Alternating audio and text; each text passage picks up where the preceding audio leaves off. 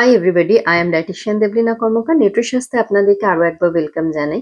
তো আজকে যে বিষয়টা নিয়ে কথা বলবো সেটা হচ্ছে এই মুহূর্তে ফিটনেস সংক্রান্ত কোনো বিষয় যদি ট্রেন্ডিং এ থাকে সেটা হচ্ছে সাকসেসফুলি ওয়েট লুজ কিভাবে করবেন। এটা নানা কারণ আছে। তার কারণ হচ্ছে অনেক সময় যেটা দেখা যায় বেশিরভাগ মানুষই শুরুটা খুব এন্থু নিয়ে করেন জার্নিটার, কিন্তু অনেক সময় মাঝপথে মোটিভেশনের অভাবে ছেড়ে দেন। কেউ কেউ হয়তো আর সেই জার্নিটাকে কন্টিনিউ করতে পারছে না। অনেক সময় হয় ভুল ডায়েট প্ল্যান চুজ করার ফলে হয়তো সে এই জার্নিটা কন্টিনিউ করতে পারলো না। এরকম নানা কারণ আছে। তো ফলত যেটা হয়, যেটুকু যা ইনিশিয়ালি হয়তো লুজ করেছেন কিন্তু সেই জার্নিটাকে কন্টিনিউ না করার ফলে আবার সেই ওয়েটটা তার ফিরে আসে। তো সেই কারণেই আজকে আমি কিছু বেবি স্টেপস আপনাদের সাথে শেয়ার করব, যেটা আপনাদের আই এম শিওর কি আপনাদের হেল্প করবে যে আপনাদের গোলটাকে অ্যাচিভ করার ক্ষেত্রে। বিকজ বিং আ ডায়েটিশিয়ান, এটা আমার সবসময় মনে হয় যে দেখুন, ওয়েট লস করতে গেলে আপনাকে একটা প্রপার ঠিকঠাক ডায়েট, তার সাথে ফিজিক্যাল অ্যাক্টিভিটি করতেই হবে, এটার বিকল্প কিছু নেই। কিন্তু তার সাথে সাথে যে জিনিসটা ভীষণ ইম্পর্টেন্ট সেটা হচ্ছে মেন্টাল প্রিপারেশন। মানে আপনি যদি মেন্টালি প্রিপেয়ার না হন তাহলে কিন্তু কোনোভাবেই আপনি আপনার গোলটাকে অ্যাচিভ করতে পারবেন না। তো সেই কারণে আজকে এরকম কিছু বেবি স্টেপস, যেগুলো আমার মনে হয় যারা প্রথম ওয়েট লস প্ল্যান স্টার্ট করবেন ভাবছেন, বা যারা স্টার্ট করেছেন কিন্তু একটু কনফিউজ আছেন যে কোন জিনিসটা কতটা খাবেন বা কি করলে আমার রেজাল্ট আমি ভালো পাবো, তাদের জন্য এই টিপস গুলো আই হোপ কি কাজে লাগবে। তো চলুন ভিডিওটা শুরু করা যাক। আর এই বিষয়ে আমি একটা আর্টিকেলও লিখেছি। যদি আপনারা সেই আর্টিকেলটা পড়তে চান তাহলে তার লিংক আমি ডেসক্রিপশন বক্সে দিয়ে দেবো, অবশ্যই আপনারা গিয়ে সেখানে পড়তে পারেন। প্রথমেই যেটার কথা বলবো সেটা হচ্ছে ডায়েট প্ল্যান প্রপারলি ফলো করা। যে ডায়েট প্ল্যানটা আপনার জন্য সেট করা হয়েছে সেটাকে কিন্তু অবশ্যই আপনাকে সঠিকভাবে ফলো করতে হবে। এটা এই কারণেই বলছি, অনেক মানুষই যেটা করেন, হয়তো দুটো খাবারের মাঝখানে কোনো কারণে খিদে পেলো বা কোনো কিছু ক্রেভিং হলো, তখন সে খুচখাচ কিছু একটা খেয়ে নিল। এবার বারংবার যদি এই জিনিসটা হতে থাকে তো খুব স্বাভাবিকভাবেই সেটা কিন্তু আপনার ওয়েট লস জার্নিটাকে হ্যাম্পার করবে। বিকজ আপনি প্রপারলি ডায়েট প্ল্যান ফলো করছেন না। যিনি বিশেষজ্ঞ আপনার সবকিছু দেখে আপনাকে ডায়েট প্ল্যানটা বানিয়ে দিয়েছেন, তো খুব স্বাভাবিকভাবেই তিনি আপনার মানে সিচুয়েশনটাকে বেস্ট ভাবে বুঝেই আপনাকে দিয়েছেন। তো সেই কারণে সেই জিনিসটাকে প্রপারলি যদি আপনি ফলো না করেন বা না করতে পারেন তাহলে কিন্তু অবভিয়াসলি আপনার ওয়েট লস জার্নিটা সাকসেসফুলি আপনি রান করাতে পারবেন না। তো সেই কারণে সবসময় আমি যেটা বলি যে যখনই কোনো ডায়েট প্ল্যান বানানোর জন্য কোনো বিশেষজ্ঞের সাথে কনসাল্ট করছেন, আপনার যা ফুড হ্যাবিট রয়েছে সেগুলো তার সাথে ডিটেলসে ডিসকাস করুন। তারপরে তিনি যে ডায়েট প্ল্যানটা আপনাকে বানিয়ে দিচ্ছে সেটাকে প্রপারলি ফলো করার চেষ্টা করুন। স্টেপ নাম্বার 2, সেটা হচ্ছে পোর্শন কন্ট্রোল। এটা কিন্তু ভীষণভাবে প্রয়োজনীয় একটা জিনিস, যে কোন খাবার কতটা পরিমাণে খাবেন। এই আইডিয়াটা যদি আপনার না থাকে তাহলে কিন্তু ওয়েট লস সাকসেসফুলি রান করানোটা ভীষণভাবে মুশকিল। তো এর জন্য একটা বেস্ট উপায় হচ্ছে হ্যান্ড মেথড। তো আমি এই হ্যান্ড মেথডের উপরই একটা ভিডিও বানিয়েছিলাম, আমি এটার লিংক ডেসক্রিপশন বক্সে দিয়ে দেবো, আপনারা চাইলে সেটাও দেখতে পারেন। এবং তার সাথে সাথে আরেকটা জিনিস যেটা করতে পারেন, যে বিভিন্ন সাইজের বাটি বা চামচ সেগুলোকে আপনারা ইউজ করতে পারেন, যে কোন খাবার কতটা পরিমাণে খাবেন। এই পোর্শন কন্ট্রোলটা কিন্তু ওয়েট লস জার্নির ক্ষেত্রে একটা গুরুত্বপূর্ণ ভূমিকা পালন করে।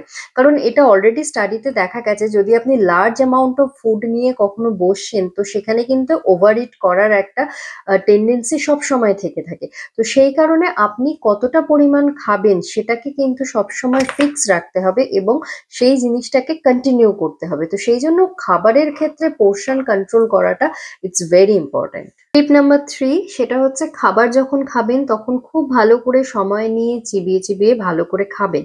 এটা এই কারণে বলছি, কারণ আমরা যদি খেয়াল করে দেখেন, আমরা বেশিরভাগ সময় কিন্তু খাবারটা খাই জাস্ট পেট ভরানোর জন্য। কারণ যখন আমরা খাবার খাচ্ছি তখন হয় আমরা মোবাইলে কিছু না কিছু সার্চ করছি, নয়তো টিভি দেখছি, নয়তো ল্যাপটপে কোনো কাজ করতে করতে খাচ্ছি, বা কারোর সাথে গল্প করতে করতে খাচ্ছি। এর ফলে কি হয়, কোন খাবার কতটা খাচ্ছি সেটার হিসাব কিন্তু বেশিরভাগ সময় থাকে না। তো তার ফলে ওভারইট হওয়ার একটা বড় সম্ভাবনা থাকে। শুধু সেটাই নয়, খাবার যদি আপনি বেশ ভালো করে চিবিয়ে ধৈর্য ধরে খান, সেটা কিন্তু আপনার ডাইজেশনের জন্য ভীষণভাবে হেল্প করে। এছাড়াও স্টাডিতে যেটা দেখা গেছে যে যখন আপনি কোনো প্রপার মিল খাচ্ছেন, সেটা যদি মোটামুটি 15 থেকে 20 মিনিট সময় নিয়ে ভালো করে চিবিয়ে স্লোলি খান, সেটার ফলে কি হয়, আমাদের ব্রেনের কাছে ইন্ডিকেশন যায় যে আমরা সেই খাবারটা খেয়ে তৃপ্ত হয়েছি। তো ফলত যখন আপনি অনেকক্ষণ চিবিয়ে চিবিয়ে খাচ্ছেন এবং আপনি যদি নিজে তৃপ্ত ফিল করছেন, তার মানে হচ্ছে স্টমাকে একটা ফুলফিলনেস আপনি ফিল করছেন। তো তার ফলে ওভারইট হওয়ার যে সম্ভাবনা বা ওভারইট করে ফেলা, এই জিনিসটাকেও কিন্তু আপনারা খুব সহজে অ্যাভয়েড করতে পারবেন। নেক্সট টিপ নাম্বার 4, সেটা হচ্ছে অনেক সময় দেখবেন যে কোনো খাবার যদি আমাদের খেতে ভালো লাগে, আমরা দ্বিতীয়বার সেটাকে রিপিট করি, বা ধরুন বাড়িতে যারা পরিবেশন করছেন তারা হয়তো অনেক সময় দ্বিতীয়বার আমাদেরকে অফার করে থাকেন। এবার খুব স্বাভাবিক, সেটা তারা ভালোবাসার জায়গা থেকে করছেন। কিন্তু মুশকিলটা হচ্ছে যারা ওয়েট লস করতে চাইছেন তাদের ক্ষেত্রে কিন্তু অবশ্যই এই রিপিটেশনের ব্যাপারটাকে অ্যাভয়েড করতে হবে। যখন খাবার খেতে বসছেন, প্লেটে যা যা নেওয়ার একবারে নিন এবং সেটা নিয়ে সেটা খাবারটাকে ফুল কমপ্লিট করুন এবং অবশ্যই রেপিটেশনটাকে কিন্তু অ্যাভয়েড করবেন। নেক্সট টিপ নাম্বার 5, সেটা হচ্ছে জল কিন্তু সাফিসিয়েন্টলি পান করবেন। সেটা ভীষণভাবে ইম্পর্টেন্ট। এনশিওর করবেন, যেহেতু এখন গরমের সময়, প্রচন্ড গরমও চলছেও, তো এনশিওর করবেন অ্যাটলিস্ট সারাদিনে যাতে 12 থেকে 15 গ্লাস জল আপনি পান করছেন। আর তার সাথে একটা ছোট্ট ট্রিক বলি, সেটা হচ্ছে যখন কোনো খাবার খেতে বসছেন, মানে বিশেষ করে মিল খেতে বসছেন, তার একটু আগে 1 গ্লাস জল খেয়ে নেবেন। সেটা কিন্তু আপনার স্টমাকটাকে খানিকটা ফুল হওয়ার একটা অনুভূতি দেবে। তো তার ফলে খুব বেশি খাবার খাওয়ার টেন্ডেন্সিটাকে আপনি অ্যাভয়েড করতে পারবেন। নেক্সট টিপ নাম্বার 6, সেটা হচ্ছে অনেক সময় যেটা দেখা যায় যে নতুন কোনো ডায়েট প্ল্যান যখন কেউ শুরু করছেন, তার সাথে অ্যাডজাস্ট হতে কিছুদিন সময় লাগে এবং সেটা অস্বাভাবিক কিছু নয়, কারণ দীর্ঘদিন ধরে হয়তো আপনি একটা রুটিন ফলো করছেন। এবার সেটা যদি আপনার অনেকটা চেঞ্জ করতে হয়, সেটা খুব স্বাভাবিক। প্রথম প্রথম একটু তো অসুবিধা হবেই। আর সেটা যদি বিশেষ করে ধরুন ওয়েট লসের জন্য হয়ে থাকে, সেক্ষেত্রে অনেক কিছুই আপনাকে অ্যাভয়েড করতে হবে বা অনেক কিছুর মধ্যে লিমিটেশন আনতে হবে। তো ঠিক সেরকমই ধরুন আপনার মিষ্টি খেতে খুব ভালোবাসে এবং খুব ভালোবাসেন, খুব স্বাভাবিক। যদি আপনি ওয়েট লস জার্নিটাকে স্টার্ট করতে চাইছেন, সবার আগে আপনাকে এই জিনিসটাকে রেস্ট্রিক্টেড করতে হবে, বা খেলেও সেটা লিমিটেড অ্যামাউন্টে খেতে হবে। সেটা তো ডিপেন্ড করছে আপনাকে, যেরকম আপনার এক্সপার্ট সাজেস্ট করবেন সেই অনুযায়ী ফলো করবেন। এবার সেটা করতে গিয়ে অনেক সময় দেখা যায় বেশিরভাগ মানুষেরই ভীষণ সুগারের ক্রেভিং আসে। তো সেই ক্ষেত্রে যেটা বলবো, সেটা যদি, এবং এটা আসাটা স্বাভাবিক, প্রথম ওই হ্যাবিটটা আনাটা অতটা সহজ হয় না। তো সেক্ষেত্রে যেটা করতে পারেন অল্টারনেট হিসাবে, মানে সুগার জাতীয় খাবারের অল্টারনেট হিসাবে আপনারা একটা খেজুর খেতে পারেন, 2-4টে কিশমিশ খেতে পারেন, বা ধরুন যদি চকলেট খেতে খুব ইচ্ছা হয়, সেক্ষেত্রে আপনি ডার্ক চকলেট খেতে পারেন। অবশ্যই গোটা ডার্ক চকলেট বলবো না। সেক্ষেত্রে আপনারা ধরুন ডার্ক চকলেটের একটা কিউব ভেঙে সেটাকে খেলেন। তো এগুলোকে আপনারা অল্টারনেট হিসেবে রাখতে পারেন।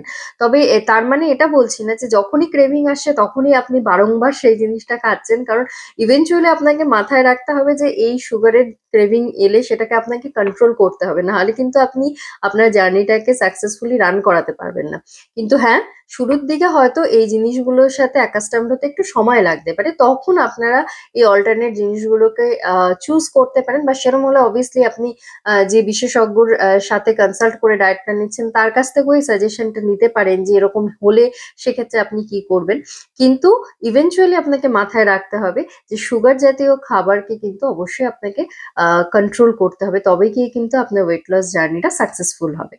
নেক্সট টিপ নাম্বার 7, সেটা হচ্ছে ঘুম। ঘুম কিন্তু ভীষণভাবে প্রয়োজনীয়। বিশেষ করে আজকে আমাদের যেরকম লাইফস্টাইল, তাতে স্ট্রেস বলুন, ওয়ার্কলোড বলুন, এই সবকিছু কিন্তু অনেক বেশি পরিমাণে ফেস করতে হয়। তো সেই কারণে ঘুমটা যদি ঠিক মতন না হয়, তাহলে খুব স্বাভাবিক আমাদের বডি ঠিক মতো পারফর্ম করবে না। আর বডি যদি ঠিক মতন পারফর্ম না করে, তো খুব স্বাভাবিক আপনি কোনো হেলদি লাইফস্টাইল লিড করতে পারবেন না। তো সেই কারণে এনশিওর করবেন যাতে অ্যাটলিস্ট 7 থেকে 8 ঘন্টা ঘুম যেন আপনার থাকে, বা আপনি সেটাকে মেনটেন করছেন, সেটাকে অবশ্যই এনশিওর করবেন। নেক্সট টিপ নাম্বার 8, সেটা হচ্ছে ফিজিক্যাল অ্যাক্টিভিটি বা এক্সারসাইজ। এটা কিন্তু ভীষণভাবে প্রয়োজন। বিশেষ করে যারা ওয়েট লস করছেন তাদের ক্ষেত্রে ডায়েট প্ল্যান তো ফলো করবেন, সেটা ঠিকই আছে। তার সাথে সাথে ওয়েট লসটাও ভীষণভাবে প্রয়োজনীয়। এটা যে শুধুমাত্র ওয়েট লসের জন্য বলছি সেটা নয়। আপনার হেলদি বডি ওয়েটটাকে যদি আপনি কন্টিনিউয়াসলি মেনটেন করতে চান, তাহলে কিন্তু আপনাকে যেমন একটা হেলদি ডায়েট প্ল্যান ফলো করতে হবে, তার সাথে সাথে ফিজিক্যাল অ্যাক্টিভিটিও আপনাকে কিন্তু কন্টিনিউ করতে হবে। এবার যখন আপনি প্রথম শুরু করছেন, ধরুন মানে ওয়েট লসের জন্য যা যা করণীয় সেগুলো যখন শুরু করছেন, তো প্রথম এটা হতেই পারে আপনার খুব একটা ভালো লাগছে না এক্সারসাইজ করতে। এটা খুব স্বাভাবিক। যখন আপনি একটা অন্য রুটিনে ছিলেন, সেখান থেকে সম্পূর্ণ অনেক জিনিস আপনার লাইফে অ্যাডিশন হলো বা অনেক জিনিসকে আপনাকে বাদ দিতে হলো, তো সেটার সাথে অ্যাডজাস্ট হতে তো সময় লাগে। তো মানে এক্সারসাইজের ক্ষেত্রেও সেই জিনিসটা হতে পারে। তো সেই ক্ষেত্রে যেটা বলবো যে প্রথমে যদি খুব বেশিক্ষণও না পারেন, অ্যাটলিস্ট 30 মিনিট এক্সারসাইজ করুন। তার জন্য আপনাকে জিমে যেতে হবে না, আপনি বাড়িতেই ফ্রি হ্যান্ড করতে পারেন, আপনি জগিং করতে পারেন, আপনি প্লাঙ্ক করতে পারেন, উঠবোস করতে পারেন, স্কিপিং করতে পারেন। কিছু না পারলে অন্তত হাঁটুন একটা কনস্ট্যান্ট স্পিড মেনটেন করে। সেক্ষেত্রে ধরুন নিজের জন্য ইনিশিয়ালি স্টার্ট করলেন 4000 স্টেপ আপনি আজকে সারাদিনে কমপ্লিট করবেন। এবার সেটা ধরুন 2-3 দিন কন্টিনিউ করলেন, তারপরে সেটাকে আরেকটু বাড়ালেন, 6000 করলেন, টাইম ফিক্স করলেন। তো এইভাবে জিনিসগুলো কিন্তু আস্তে আস্তে নিজেকে ইউজ টু করতে পারেন। এবার এটা দেখবেন অটোমেটিক্যালি আপনারা ফিল করবেন কয়েকদিন ফিজিক্যাল অ্যাক্টিভিটি করার পর আপনি খুব স্বাভাবিক যেটা সেটা হচ্ছে নিজেকে অনেক বেশি এনার্জেটিক ফিল করাতে পারবেন। এবং সেটা হলে কোথাও না কোথাও দেখবেন সেটা আপনাকে একটা পজিটিভ ভাইব দেবে এই এক্সারসাইজটাকে কন্টিনিউ করবার ক্ষেত্রে। তো সেটা যদি আপনি করেন, সেটা যে শুধুমাত্র আপনার ওয়েট লস জার্নিটাকে হেল্প করবে সেটা কিন্তু নয়, ওভারঅল আপনার শরীরের জন্য সেটা ভালো। এবং সেটা কিন্তু সব থেকে বেশি ইম্পর্টেন্ট যে ভালোভাবে বাঁচা বা ভালো শরীরকে ভালোভাবে রাখা, এটা কিন্তু অনেক বেশি ইম্পর্টেন্ট। এবং তার জন্য ফিজিক্যাল অ্যাক্টিভিটি ডায়েটের সাথে সাথে ইকুয়ালি ইম্পর্টেন্ট। লাস্ট যেটা কথা বলবো, টিপ নাম্বার 9, সেটা হচ্ছে নিজের এই ওয়েট লস জার্নির ক্ষেত্রে ছোট ছোট যে অ্যাচিভমেন্ট গুলো আপনারা করবেন, যখন এই বেবি স্টেপস গুলো ফলো করার ফলে যে কোনো ছোট অ্যাচিভমেন্টই যেটাই আপনি অ্যাচিভ করুন না কেন, সেটাকে কিন্তু অবশ্যই রিওয়ার্ড দেবেন, কারণ সেটাই আপনাকে একটা পজিটিভিটি এনে দেবে এই জার্নিটাকে সাকসেসফুলি এন্ড করার ক্ষেত্রে। কারণ আমি সবসময় যেটা বলি যে ওয়েট লস জার্নি কিন্তু খুব সহজ একটা জার্নি নয়। বিশেষ করে যে সমস্ত মানুষদের বিভিন্ন রকম হরমোনাল ডিসঅর্ডার থাকে, যেমন থাইরয়েডের সমস্যা বলুন বা মহিলাদের ক্ষেত্রে পিসিওএস এর কথা বলুন, পিসিওডির কথা বলুন, তাদের ক্ষেত্রে কিন্তু বেশ একটু স্ট্রাগল করতে হয় রাদার দেন কোনো একজন নর্মাল ওবেস বা ওভারওয়েট মানুষের তুলনায়।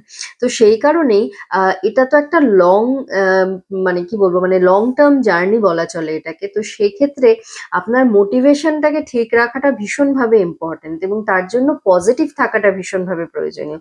তো সেই কারণে যখনই কোনো ছোট ছোট স্টেপকে আপনি অ্যাচিভ করবেন, অবশ্যই সেটাকে পজিটিভিটির সাথে নিন, সেটার জন্য নিজেই নিজেকে রিওয়ার্ড দিন এবং সাপোর্ট করার মানুষ যদি সাথে থাকে তাহলে তো অবশ্যই তারা আপনাকে সাপোর্ট করবেই। কিন্তু সেটা যদি নাও থাকে তাহলে কখনো ডিমোটিভেটেড হবেন না। যদি আপনার মানে 2 মাসের জায়গায় 3 মাস লাগছে কোনো একটা গোলকে আপনাকে অ্যাচিভ করবার জন্য, সেটাকে ধৈর্য ধরে করুন এবং সেটা করলে অবশ্যই তার জন্য নিজেকে নিজে রিওয়ার্ড দিন। তাহলে দেখবেন সেই পজিটিভিটিটা পাবেন যেটা আপনাকে হেল্প করবে এই পুরো জার্নিটাকে সাকসেসফুলি রান করানোর ক্ষেত্রে এবং আপনার গোলটাকে অ্যাচিভ করার ক্ষেত্রে। তো এগুলো ছিল কয়েকটা টিপস যেটা আমার মনে হয়েছিল যে যারা ওয়েট লস জার্নি স্টার্ট করতে চাইছেন বা যারা করছেন তাদের সাথে যদি আমি এটা শেয়ার করি, হয়তো তাদের এই জার্নিটা আরো স্মুথ হবে এবং তারা সাকসেসফুলি রান করাতে পারবে। তো আই হোপ আপনাদের এই ভিডিওটা ভালো লেগেছে এবং যদি ভালো লাগে তাহলে অবশ্যই লাইক করবেন, কমেন্ট সেকশনে আপনাদের মতামত জানাবেন এবং চ্যানেলটা যদি ভালো লাগে তাহলে কিন্তু অবশ্যই